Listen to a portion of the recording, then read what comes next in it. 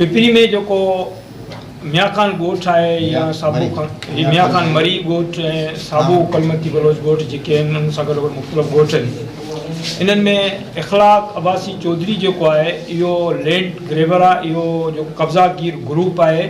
इन हमेशह जॾहिं खां इहे हिते आबाद थियो आहे उन हिते लोकल ऐं मक़ामी माण्हुनि खे जेको सो इहो परेशान कंदो रहे थो, छो त हुनजो ॿियो बि धंधो मंशात जो आहे ऐं मंशात फ़रोश जेके आहिनि उहे हुननि जा भुंड आहिनि। ऐं असां हिन प्लेटफॉर्म तां उनखे ॿुधाइणु चाहियूं त इहे शयूं तुंहिंजूं जेके से तोखे रास कोन्हे ईंदियूं, तूं महिरबानी करे इन्हनि ॻाल्हियुनि तां खणी वञु, जेकॾहिं न त तुंहिंजे लाइ ईंदड़ वक़्तु ॾाढो ॾुखियो साबित थींदो ऐं तोखे पंहिंजा कोन सुञाणंदा।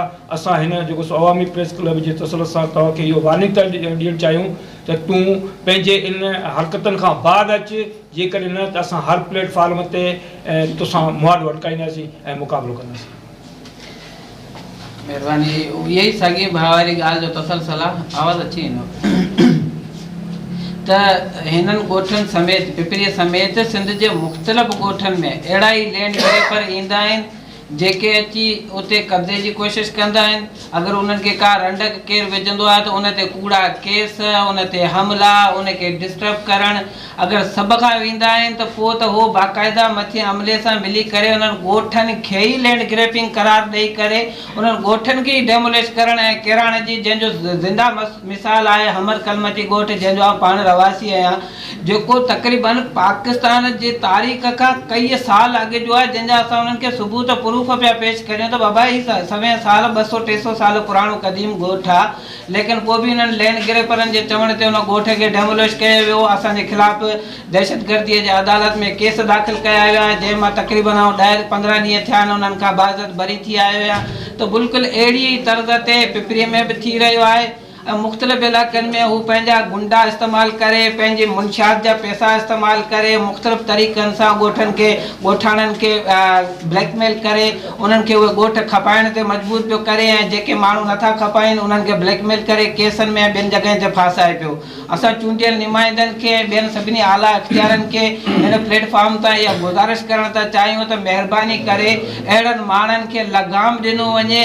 ॿिए सूरत में माण्हू चवंदो आहे त तंग आमद जंग आमद, जॾहिं असांजा नंग ई दंग गैर महफ़ूज़ थींदा त उन खां बाद में असां कुझु बि करे सघूं था। सो इन करे असांखे इहो तंग करे जंग लाइ करे तयारु न कयो वञे। बराए महिरबानी हिन माण्हू खे लगाम ॾिनो वञे। असां हिन प्लेटफॉर्म तां इहो वाज़े करणु था चाहियूं त हिते जेके बि क़दीम ॻोठ आहिनि, हीउ जेको ॻोठ जे पिपरी जो जेको ज़िक्र कयूं पिया असां, इहो ॻोठ बि तक़रीबन 75 खां 76 जो आहे, 1975 जे आहे तक़रीबन। त मूंखे ॿुधायो त जेके सुमार ॻोठ जहिड़ा कल्ह ॻोठ ठहिया आहिनि, जिन खे आउं सम्झां थो त तक़रीबन 2 खां 4 साल बि कोन थिया आहिनि, उहे ॻोठ हिननि खे लीगल नज़र अचनि था। उन बाक़ी जेके 75-80 साल पुराणा ॻोठ या 200 साल 300 साल पुराणा ॻोठ हिननि खे अनलीगल नज़र था अचनि, जिन ते कब्ज़ा करण जी कोशिशि पिया कनि। असां उन्हनि खां पुछणु था चाहियूं त छा उहो माण्हू पंहिंजा 100 साल पुराणा ॻोठ क़दीम ॻोठ पंहिंजा दंग उहे गैर महफ़ूज़ करे तव्हांखे हिते ख़रीदो फ़रोख़्त करणु ॾींदा, हिते तव्हांखे कारोबार करणु ॾींदा, या तव्हां मुंशियात जो पैसो इस्तेमालु करे ईअं ई माण्हुनि खे ख़तमु करे छॾींदा? जॾहिं ख़तमु ई थियणो आहे त पोइ छो न विड़ी ख़तमु थीजे। सो इन करे असां उन्हनि खे वाज़े करणु था चाहियूं त उहे असांजे ॻोठनि ते ऐं ॻोठाणनि ते इहे ब्लैकमेलिंग ख़तमु कनि। ॿिए सूरत में असां हर महाज़ ते हर तरीक़े सां विढ़ण लाइ तयारु आहियूं। औज़ु बिल्लाहि मिन शैतानिर रजीम, बिस्मिल्लाहिर रहमानिर रहीम। हीउ जेको इख़लाक़ अहमद आहे, इन जो हिन दाता नगर से को वास्तो ई कोन्हे। हमेशह कब्ज़ा ग्रुप रहियो आहे ऐं मंशात फ़रोश आहे। असांजा हिते जेके ॻोठ आहिनि, जेको मियां खान मरी ॻोठ आहे, ठांवर खान कलमती ॻोठ, साबू खान गबोल ॻोठ, इहे 1976 खां स्टील मिल खां मुतासिर थियल हिननि जे बाबे जी ज़मीन हिते कोन्हे, जो हिते अची करे असांजे ॻोठनि जे मथां कब्ज़ा करे थो, गुंडागर्दी करे थो। असां deputy commissioner Malir, IG Sindh, हुकूमत पाकिस्तान ऐं हाई कोर्ट खां इहो मुतालबो था करियूं त बराए महिरबानी करे इन ॻोठ दाता नगर जी सर्वे करी वञे। हीउ कब्ज़ा ग्रुप आहे, हिन जो का बि हिते प्लाट बि कोन्हे। हीउ सिर्फ़ु भत्ताखोरी करे थो, माण्हुनि खे ब्लैकमेल करे उन्हनि खां भत्ता वठे थो त हीउ प्लाट मुंहिंजो आहे, हीउ प्लाट मुंहिंजो आहे। असां चऊं था DC मलीर खे गुज़ारिश कयूं था त उहो अची सर्वे करे ॾेखारे त हिन दाता नगर जी ज़मीन हिते किथे आहे। हीउ जेको इख़लाक़ अहमद पंजाब खां आयो आहे, हीउ मंशात जो वापारी आहे। हीउ गुंडनि खे वठी करे हिते ॻोठाणनि जे मथां कब्ज़ो करण जी कोशिशि करियो। असां उन सख़्तु लफ़्ज़नि में मज़मत था करियूं। असां जहिड़ो बि कंदासीं, चाहे कुझु बि थी पए। असां ॻाल्हि इहा मुंहिंजो हिकिड़ो सुवालु आहे, ठीकु आहे? मतलब केतिरनि ई सालनि खां वठी पंहिंजे मरीज़ बहिराणे जा जेके माण्हू आहिनि, बल्कि कराची सॼी जेके बहिराणे जा माण्हू आहिनि, उहे पहिरीं ॾींहं खां वठी 1947 में जीअं मुल्क ठहियो आहे उन ॾींहं खां वठी हिन कब्ज़ागिरीअ जे ख़िलाफ़ु आवाज़ त बुलंद कनि पिया, पर अञा ताईं हज़ारनि या लखनि जी तइदाद में माण्हू गॾु करे असीं को भरपूर एहतिजाज करे न सघिया आहियूं। उनजो कहिड़ो कारण आहे, छो न थी सघे?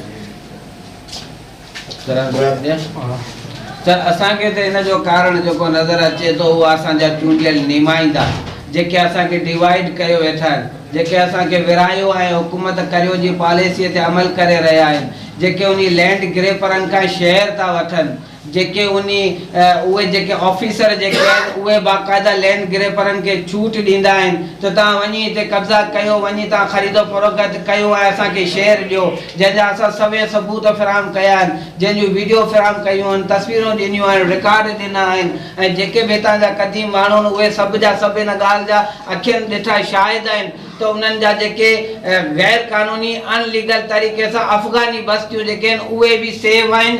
असां जेके 200 साल पुराणा ॻोठ आहिनि उहे बि अनसेफ लॻा पिया आहिनि, त उनजी वजह सिर्फ़ु असांजा चूंडियल नुमाइंदा, जॾहिं त पहिरीं असांजा चूंडियल नुमाइंदा हितां जा जेके हूंदा हुआ उहे गैर सिंधी हूंदा हुआ, हिकिड़ो ख़्वाजा मोहम्मद अहवान नाले ऐं हिकिड़ो एंडी खान नाले हूंदा, लेकिन असां उन दौर में बि एॾे अज़ाब में कोन हुआसीं, उन दौर में बि एतिरी लैंड ग्रेपिंग कोन पई थी, लेकिन हिन वक़्तु ख़ासि तौर ते मलीर में तक़रीबन सॼी सिंध में पर ख़ासि तौर ते मलीर में जेका लैंड ग्रेपिंग थी रही आहे उहा बि तव्हांजे साम्हूं आहे, ऐं जेके चूंडियल नुमाइंदा आहिनि उहे टोटल जा टोटल मलीर वासी आहिनि, टोटल जा टोटल सिंधी आहिनि। उन जे बावजूद बि उहो पंहिंजे त कंहिं प्लाट ते कब्ज़ो बर्दाश्त नथा कनि, लेकिन पंहिंजे वोटरनि जा पूरे ॻोठनि जा ॻोठ तबाह थी रहिया आहिनि, लेकिन उहो अघोर निंड सुतल आहिनि। अगरि असां ॻाल्हि कयूं था त असांखे मुखालफ़त विराए मुखालफ़त जो ख़िताब ॾिनो थो वञे, लेकिन हितां जा माण्हू बि हिन ॻाल्हि ते अखि पटे चुका आहिनि, उहे बि हिन ॻाल्हि जा गवाह आहिनि त हिननि चूंडियल नुमाइंदनि जे अचण खां पोइ सिर्फ़ु तबाही थी आहे,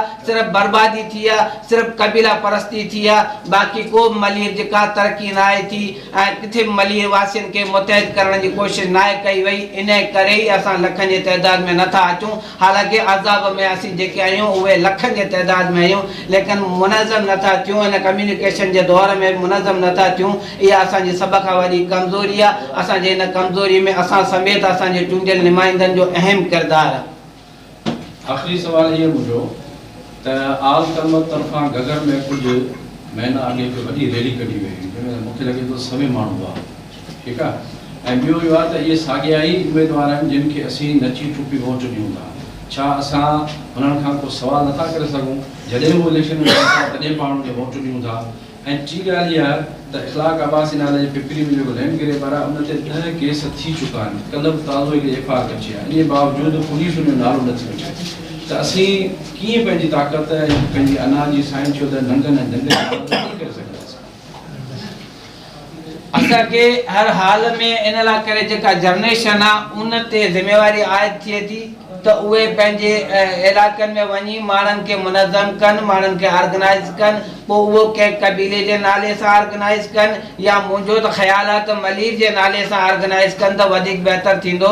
हिकिड़ो मलीर इतिहाद जुड़णु घुरिजे जंहिंमें सभ जा सभु नौजवान अचनि अॻिते ऐं उहे एक्टिव थियनि, ऐं उहे हिकिड़ो हिन कम्युनिकेशन जे दौर में वॾी आसानीअ सां दुनिया सतह ते प्लेटफॉर्म ठाहे सघजनि था। असां मलीर सतह ते नथा ठाहे सघूं, इहा असांजी बेशक कमज़ोरी आहे, असांजी जनरेशन जी जेका पढ़ियल लिखियल जनरेशन आहे उनजी कमज़ोरी आहे, लेकिन असां जेको हशर थी रहियो आहे उहो असांखे जाॻाइण लाइ करे कंहिं हद ताईं काफ़ी आहे। इन करे मूंखे उमेदु आहे त असांजा मलीर जा नौजवान जेके से हाणे जाॻंदा ऐं उहे मुतहद थींदा, मुनज़म थींदा, अन क़रीब लखनि जे तइदाद में इन ॻोठनि जे तहफ़ुज़ लाइ करे निकिरी ईंदा ऐं कंहिं बि ॻोठ खे गैर महफ़ूज़ थियणु कोन ॾींदा।